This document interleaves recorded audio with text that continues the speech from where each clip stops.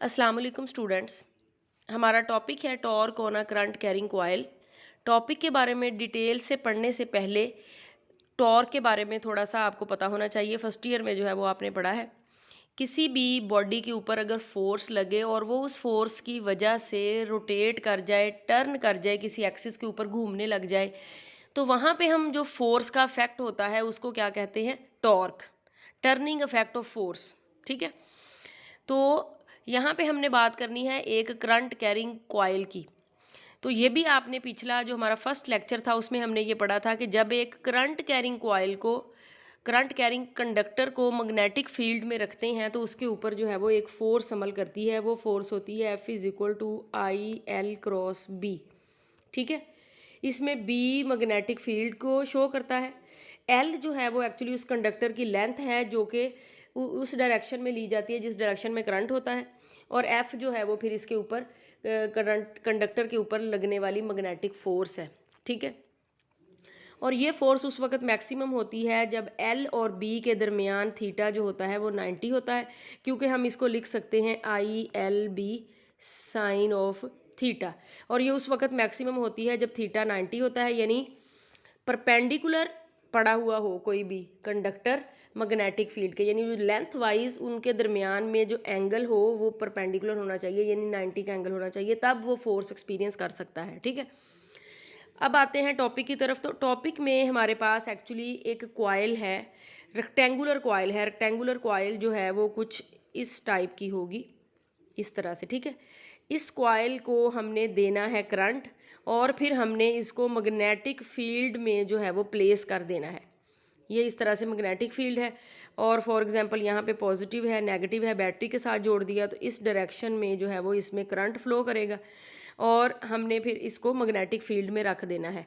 और हमने ये देखना है कि इसके ऊपर इसका क्या इफेक्ट होता है। ठीक है, तो यही हम आज पढ़ने वाले हैं। और इसके लिए आपको वो जो लेक्चर है ना, जो मैंने आपको कहा कि current carrying conductor in a magnetic field, actually अगर आपको वो समझ में आया हुआ है ना तो ये एज सच इतना मुश्किल नहीं है, बिल्कुल भी मुश्किल नहीं है, इंटरेस्टिंग है, इम्पोर्टेंट भी है। ठीक है, तो इसलिए आपने, अगर आपको वो समझ आया हुआ है तो परेशान नहीं होना, ये इतना मुश्किल जो है वो नहीं है। ठीक है, तो चलें हम सबसे पहले एक्सपेरिमेंटल अरेंजमेंट की बात करते हैं कि एक्चुअली हमारी कॉइल किस तरह से पड़ी हुई है। तो यहाँ पे ये नॉर्थ पोल हो गया, ये साउथ पोल हो गया, इसके दरमियान में यूनिफॉर्म मैग्नेटिक फील्ड सेट है। यूनिफॉर्म मैग्नेटिक फील्ड यानी उसकी वैल्यू हर जगह सेम है, इंटेंसिटी सेम है। और ये वाली जो है वो फिर हमारी कॉइल हो गई, ये वाली हमने कॉइल जो है वो इसके दरमियान में रख दी और कॉइल का जो करंट है वो इस एक्सिस पे, इस लेंथ पे इस डायरेक्शन में है, यहाँ पे इस डायरेक्शन में है और यहाँ पे इस डायरेक्शन में है। ठीक है, और इसके हमारे पास जो है वो लेंथ सेगमेंट जो है वो आ जाएंगे, CD लेंथ सेगमेंट आ गया, ये वाला लेंथ सेगमेंट जो है वो DA या AD आ गया, ये AB आ गया और इसी तरह से ये BC आ गया। ठीक है, तो 4 हमारे पास लेंथ सेगमेंट आ गए। अब गौर हमने यही करना है कि एक्चुअली जब कोई भी करंट कैरिंग कंडक्टर, यानी हमारा जो बेसिक जो आइडिया है, जो हमारा बेसिक इसके बारे में कॉन्सेप्ट है वो वही है कि जब एक current carrying conductor magnetic field में पड़ा होता है तो उसके ऊपर फोर्स कैसे लगती है, आपने राइट हैंड को यूज़ करते हुए मालूम करना है। तो सबसे पहले हम इसकी 4 साइड हो गई, एक ये वाली साइड हो गई, एक ये वाली, एक ये वाली और एक ये वाली। जो कॉइल है मैं उसकी साइड की बात कर रही हूँ। तो हमने हर साइड पे देखना है कि हर साइड मैग्नेटिक फील्ड के साथ किस एंगल पे पड़ी हुई है, तो क्या चारों साइड के ऊपर फोर्स लग रही है। तो चले देखते हैं। सबसे पहले अगर हम इन दोनों साइड की बात करें, ये दोनों साइड और ये दोनों साइड, तो आपको लग रहा है देखने से कि ये इन दोनों साइड ने जो मैग्नेटिक फील्ड की डायरेक्शन है ये, तो इन दोनों साइड ने मैग्नेटिक फील्ड की डायरेक्शन के साथ जो एंगल बनाया हुआ है वो है 0 डिग्री और 180 डिग्री। ठीक है, अगर हम करंट की बात करें कि इधर को जा रहा है तो 0 डिग्री हो गया, अगर हम करंट की बात करें कि इधर को जा रहा है तो 180 डिग्री हो गया, क्योंकि हमने लेंथ की डायरेक्शन उस तरह से लेनी है जिस डायरेक्शन में करंट होगा। तो ये दोनों तो कोई भी फोर्स एक्सपीरियंस नहीं कर पाएंगे, क्योंकि फोर्स उसी वक्त एक्सपीरियंस करेगा कंडक्टर जब मैग्नेटिक फील्ड के दरमियान और जो लेंथ वाइज उसको हमने प्लेस किया वो इसके दरमियान एंगल 90 होना चाहिए। तो इन दोनों पे तो ऊपर तो कोई फोर्स नहीं लगेगी। ठीक है, अब आ जाते हैं ये वाले जो सेगमेंट हैं इसके, एक हो गया BC सेगमेंट और एक हो गया AB सेगमेंट। अब आपने करना है राइट हैंड का यूज़, ठीक है। वो राइट हैंड जो वहाँ पे भी बना हुआ था, जिसमें मैं उसको थोड़ा सा यहाँ बनाने की कोशिश करती हूँ ताकि आपको समझ आ जाए, जिसमें ये आपकी जो मिडल फिंगर है ये आपने मैग्नेटिक फील्ड की डायरेक्शन में रखनी है, जो आपका थंब है ये आपने एल की डायरेक्शन में या जो करंट है उसकी डायरेक्शन में रखना है। तो आपका जो आपकी पाम से निकलता हुआ वेक्टर होगा वो आपको फोर्स की डायरेक्शन में देगा। तो ज़रा इस सारे पूरे जो हमारा राइट हैंड रूल है उसको ज़रा इस सेगमेंट की तरफ लेके आएँ, तो आप ये मालूम कर सकेंगे कि यहाँ पे इस सेगमेंट के ऊपर अब फोर्स लगेगी, क्योंकि ये सेगमेंट मैग्नेटिक फील्ड के परपेंडिकुलरली पड़ी हुई हैं। आपने फोर्स की डायरेक्शन मालूम करनी है इसको यूज़ करते हुए, ठीक है। तो देखें, यही वाला जो रूल था वो आपने यहाँ पे यूज़ करना है। तो करंट जो है वो इस डायरेक्शन में जा रहा है, मैग्नेटिक फील्ड इस डायरेक्शन में जा रही है। अगर आपकी मिडल फिंगर इस डायरेक्शन में है और अगर आपका थंब इस डायरेक्शन में है, तो जो आपके पाम से बाहर की तरफ निकलता हुआ वेक्टर होगा वो शो करेगा फोर्स को।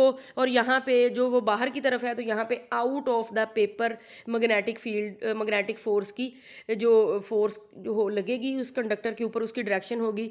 क्योंकि यहाँ पे आपको जो आउट पेपर होता है ना, out of the paper line draw करनी होती है, वो हम ड्रॉ नहीं कर सकते तो हम उसको डॉट से शो कर देते हैं। तो यहाँ पे चले मैं आपको समझाने के लिए इसको कुछ इस तरह से ड्रॉ कर देती हूँ कि इस डायरेक्शन में लगे, यानी आपकी तरफ ऐसे, ठीक है। आपने खुद अपना राइट हैंड बच्चों रख के देखना है तो आपको समझ आएगी। जैसे मैंने आपको अभी राइट हैंड बनाया ना, अपना मिडल फिंगर जो है वो आप वो मैग्नेटिक फील्ड की तरफ आप रखें और आपका थंब जो है वो खुद ही वेलोसिटी या वो जो करंट की डायरेक्शन में जाएगा, तो आपकी पाम की तरफ से निकलता हुआ वेक्टर जो है वो फिर फोर्स को शो करेगा। तो यहाँ पे फोर्स बाहर की तरफ लग रही होगी। बिल्कुल इसी तरह से अगर आप दूसरे पे लगाएंगे, क्योंकि करंट की डायरेक्शन अब ऊपर की तरफ चली गई है तो फोर्स की डायरेक्शन भी बदल जाएगी। तो यहाँ पे जो फोर्स की डायरेक्शन है वो इनटू द पेज है। इनटू द पेज मतलब इसकी आपकी तरफ है और यहाँ पे इस डायरेक्शन में जो फोर्स लग रही है उसकी पेज की तरफ है। तो चले इसको भी थोड़ा सा शो करने के लिए मैं शो करवा देती हूँ। ये कुछ इस तरह होगी, समझ आ गई। यानी इस पे जो फोर्स लगेगी वो कुछ इस डायरेक्शन में होगी, क्योंकि करंट इस डायरेक्शन में है और इसमें करंट इस डायरेक्शन में है, तो जो फोर्स लगेगी यहाँ से बाहर की तरफ है और यहाँ से थोड़ी सी अंदर की तरफ जो है वो लगेगी। थोड़ा सा विजुअलाइज करें कि हमारे पास एक रेक्टेंगुलर ऐसे कॉइल है और उसमें इस तरफ से बाहर की तरफ फोर्स लग रही है, उस तरफ से अंदर की तरफ फोर्स लग रही है। अब तो ये एक कपल जो है वो बन गया, ठीक है। कपल हमने इसको क्यों कहा कि दो फोर्सेस, यानी ये फोर्स जो है वो इस कॉइल को इधर की तरफ लेके आने की, घुमाने की कोशिश कर रही है और ये वाली फोर्स जो है वो इधर की घुमाने की कोशिश कर रही है। तो रिजल्टेंट क्या होगा कि ये कॉइल जो है वो ऐसे रोटेट कर जाएगी, ठीक है। यानी ये कॉइल जो है वो आपकी ऐसे इस डायरेक्शन में जो है वो ऐसे रोटेट कर जाएगी, क्योंकि कॉइल को हमने इस तरह से रखा हुआ है कि वो किसी एक्सिस के ऊपर रोटेट कर सकती है जब फोर्स लगेगी तो ये कॉइल जो है वो रोटेट कर जाएगी। तो यहाँ पे फिर उन फोर्सेस का टर्निंग इफेक्ट हो गया। तो इट मीन्स के जब एक करंट कैरिंग कॉइल को आप मैग्नेटिक फील्ड में रखते हैं तो मैग्नेटिक फोर्स जो है उन दोनों एंड के ऊपर लग रही है, वो उसको टर्न कर सकती है, वो उसको ऐसे डिफ्लेक्ट कर सकती है, किसी एक्सिस के गिर्द घुमा सकती है। तो यहाँ पे फिर टॉर्क प्रोड्यूस हो गया, ठीक है। और उस टॉर्क की वैल्यू जो है वो हमने निकालनी है। अगर इस एक्सिस के ऊपर जो है वो ऐसे घूम सकती है तो इट मीन्स के अगर ये फोर्स जो है वो आपकी इस तरफ बाहर की तरफ लग रही है और ये फोर्स जो है वो ऐसे अंदर की तरफ लग रही है, तो आप ये वाली जो साइड है इसकी, ये यहाँ पे इसको आप ए कह लेंगे और ये वाली जो इसकी लेंथ है उसको आप एल का नाम देंगे। तो यहाँ पे जो दोनों डायरेक्शन में फोर्स लग रही होगी हमारे पास, वो फोर्स जो है वो होगी F1 और F2, ये होंगी ILB, दोनों बराबर होंगी। ये F1 इसमें लग रही होगी, F2 इसमें लग रही होगी। हमने ये उसी फार्मूले से निकाली है, F = IL क्रॉस B। क्योंकि दोनों के दरमियान साइन 90 है तो इसलिए हम मैक्सिमम लिख सकते हैं ILB, ठीक है। तो इस तरह से ये जो कपल बनेगा, एक फोर्स बाहर की तरफ दूसरी अंदर की तरफ, तो वो कॉइल को टर्न जो है वो कर देगी इस डायरेक्शन में, जो है वो कॉइल को इस डायरेक्शन में टर्न जो है वो कर देगी, ठीक है। अब यहाँ पे हमने उस टॉर्क की वैल्यू जो है वो निकालनी है। एक्चुअली हमारा टॉपिक ही ये है, हमने टॉर्क की वैल्यू निकालनी है। तो टॉर्क के लिए जो हमारे पास फार्मूला होता है वो आपने शुरू में पढ़ा हुआ है, force multiplied by the moment arm.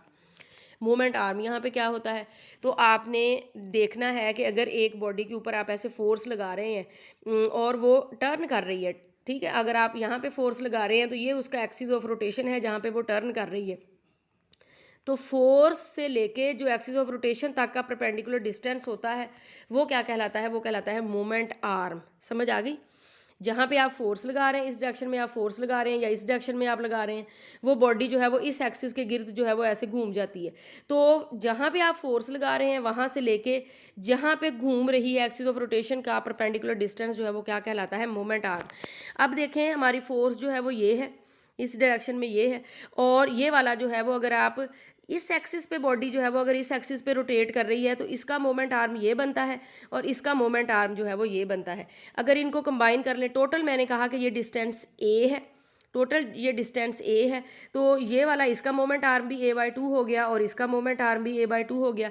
जब आप इन दोनों को इफेक्ट को ऐड करेंगे तो a/2, यानी आप इस तरह से कह सकते हैं कि F1 प्लस टोटल टार्क टा 1 प्लस टा 2।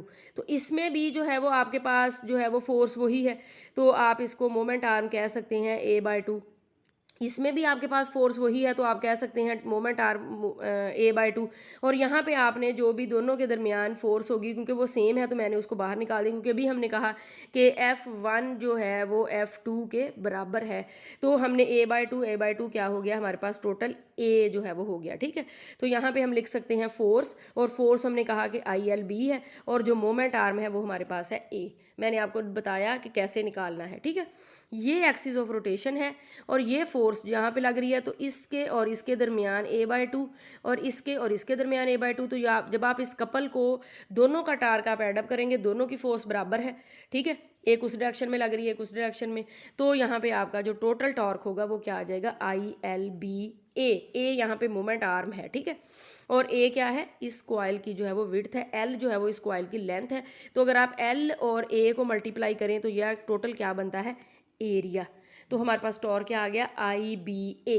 बी यहाँ पे मैग्नेटिक फील्ड है, ए उसका एरिया है, आई उसके अंदर जो करंट है। तो टॉर्क किसी भी करंट कैरिंग कॉइल के अंदर जब टॉर्क पैदा होता है उस फोर्स की वजह से, तो ये इन 3 फैक्टर्स के ऊपर जो है वो डिपेंड करता है। ठीक है, ये तो था कि अगर देखें, अब यहाँ पे हमारी मैग्नेटिक फील्ड ये थी और जो हमारी कॉइल थी उसका जो प्लेन था वो ये ऐसे प्लेन है, वो इसके पैरेलल यानी ऐसे पड़ा हुआ है, बिल्कुल इसकी साइड पे पड़ी हुई है, तो इसलिए मैक्सिमम जो है वो करंट टॉर्क जो है वो इसके ऊपर लगेगा। लेकिन अगर हमारी मैग्नेटिक फील्ड की डायरेक्शन वही है, लेकिन कॉइल का आपने टॉप व्यू देखना है। अगर फॉर एग्जांपल मैं कॉइल को ऐसे प्लेस कर दूं तो इसका टॉप व्यू जो है वो इसके साथ ही है। ठीक है, यानी इसका जो प्लेन है इसके साथ पैरेलल जा रहा है। लेकिन अगर कॉइल जो है वो मैग्नेटिक फील्ड की डायरेक्शन में इस तरह से ना पड़ी हुई हो, बल्कि कुछ इस तरह से पड़ी हुई हो, तो जब आप टॉप व्यू देखेंगे तो उसका टॉप व्यू ये होगा, और उसका टॉप व्यू जो है वो मैग्नेटिक फील्ड के साथ कुछ एंगल बना रहा होगा। इसको थोड़ा विजुअलाइज करेंगे ना, आप समझेंगे तो आपको समझना ज़्यादा आसान होगा। ठीक है, कि टॉप व्यू ऊपर से हमने उसको साइड देखनी है, पहले जब ऊपर से साइड थी वो ऐसे पैरेलल ही थी मैग्नेटिक फील्ड के साथ। ठीक है, लेकिन अब जो है वो कुछ एंगल जो है वो बना रही है, तो ये वाला जो है वो एंगल बना रही है ऐसे मैग्नेटिक फील्ड के साथ, तो ये वाला एंगल जो है वो हम इसको क्या कहेंगे, अल्फा। अब अगर फोर्स इस डायरेक्शन में ये यहाँ पे ये लग रही है और इस डायरेक्शन में जो है वो ये लग रही है, ठीक है, तो फिर हमने कैसे टॉर्क जो है वो लेना है, अगेन वही, क्योंकि टॉर्क को लेने के लिए ज़रूरी है कि परपेंडिकुलर डिस्टेंस हो, यानी जो एक्सिस ऑफ रोटेशन है और जो आपकी फोर्स है इसके दरमियान ये जो आर है, ये इन दोनों के दरमियान रिलेशन परपेंडिकुलर होना चाहिए।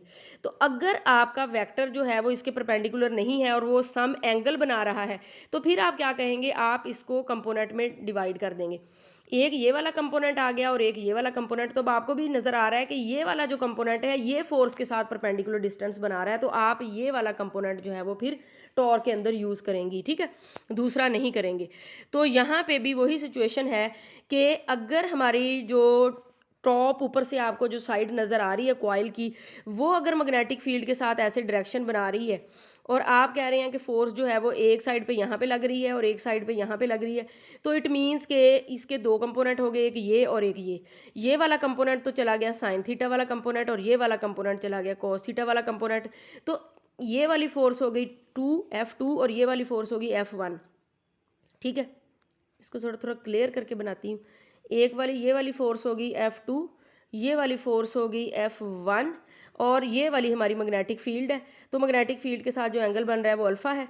अगर आप इसको देखें कि ये वो साइड है ना जिसका आपने ए कहा था पहले, ऐसे सीधी पड़ी हुई थी अब टेढ़ी पड़ी हुई है, तो ये ए के कंपोनेंट हो गए, ये हो गया ए साइन ऑफ थीटा, और ये वाला जो कंपोनेंट है ये हो गया ए कॉज ऑफ थीटा। अब आपको भी लग रहा है कि इस फोर्स के ऊपर भी परपेंडिकुलर यही कंपोनेंट है और इस फोर्स के ऊपर भी परपेंडिकुलर यही कंपोनेंट है, इसका मतलब है मोमेंट आर्म यहाँ पे ये है, साइन थीटा वाला मोमेंट आर्म नहीं है, क्योंकि वो तो पैरेलल है फोर्स के दोनों तरफ। तो इसीलिए हम ये कह सकते हैं कि अगर हमारी जो कॉइल है उसका एक्सिस जो प्लेन है उसका उसके पैरेलल नहीं जा रहा, तो वो कुछ ना कुछ सम एंगल जो है वो बना रहा है, ठीक है। तो तब जो है वो क्या आएगा, जो एंगल बना रहा होगा वो अल्फा आएगा, और जो कंपोनेंट दोनों के परपेंडिकुलर होगा वो कंपोनेंट होगा ए कॉज ऑफ अल्फा।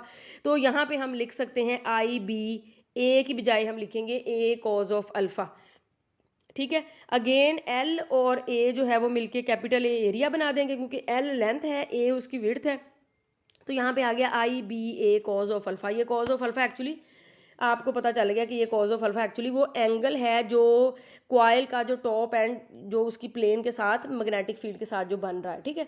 तो यहाँ पे अगर मैक्स नंबर ऑफ कॉइल एक ही है, हमारे पास एक ही, अगर नंबर ऑफ कॉइल ज़्यादा होंगे तो यहाँ पे हम लिख सकते हैं tau is equal to N I A B A, ठीक है।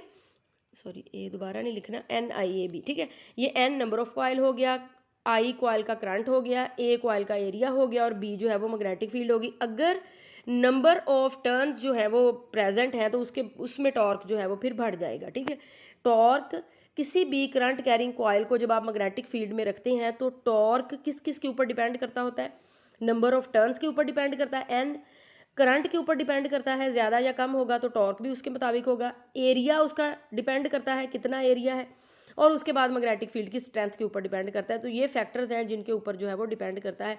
और बच्चों ये जो कॉन्सेप्ट है ये आगे मोटर्स में और भी हम गैल्वेनोमीटर की कॉइल के बारे में पढ़ेंगे वहाँ पे, और बड़ा ये इंपॉर्टेंट कॉन्सेप्ट है जो आगे यूज़ हो रहा होता है, क्योंकि इसकी मदद से जो है वो हम मज़ीद आगे इसको डिस्कस करते हैं। इलेक्ट्रोमैग्नेटिज्म की मज़ीद जो है वो एप्लीकेशन, उनमें कई जगह ये कॉन्सेप्ट जो है वो यूज़ होता है, तो इसके बारे में आपका जो है वो क्लियर कंसेप्ट होना चाहिए, ठीक है।